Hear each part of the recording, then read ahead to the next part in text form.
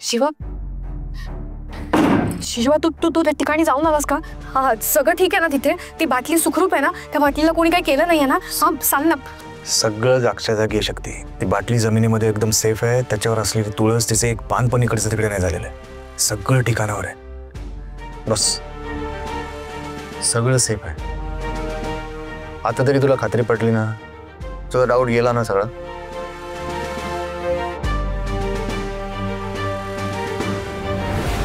शक्ती, आता चेटकोबाचा विचार करणं आता सोडून दे. त्याचं नाव पण नाही काढायचं.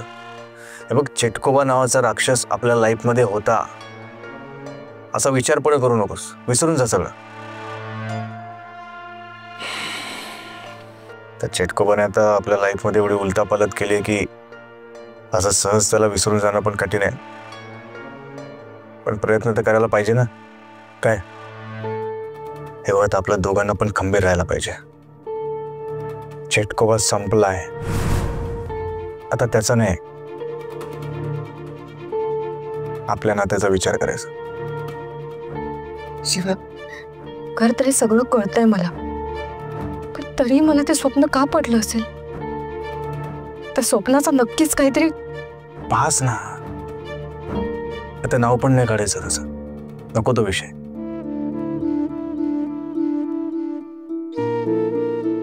नको टेन्शन घेऊ.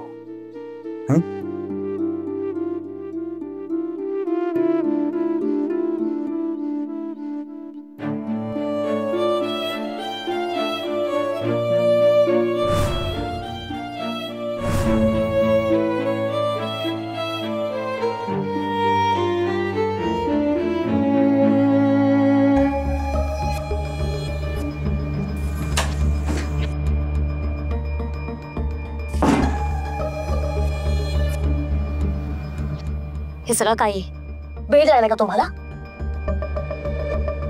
चांगुलपणाचं नाटक बघून तरी मला हेच वाटतं की तुम्हाला वेळ लागले. आवाज खाली ठेव. शांत राहा, नाहीतर मी. नाहीतर काय माराल मला. पण तरीही मला माझ्या प्रश्नाचं उत्तर हवंय. हे सगळं काय चाललंय तुमचं? का तुम्ही एवढं चांगुलपणाचं नाटक करताय? का तुम्ही त्या भिकारड्यांच्या एवढ्या प्रेमात आहात?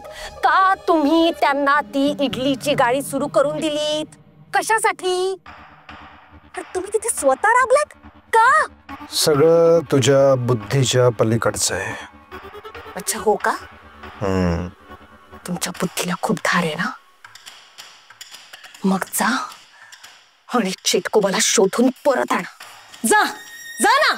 आवाज खाली ठेव. आवाज चढवू नको.